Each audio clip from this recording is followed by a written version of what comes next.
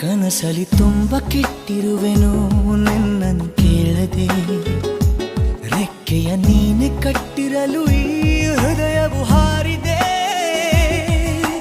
ನನ್ನ ಕೌತುಕ ಒಂದೊಂದೇ ಹೇಳಬೇಕು, ಆಲಿಸುವಾಗ ನೋಡು ನನ್ನನ್ನೇ ಸಾಕು.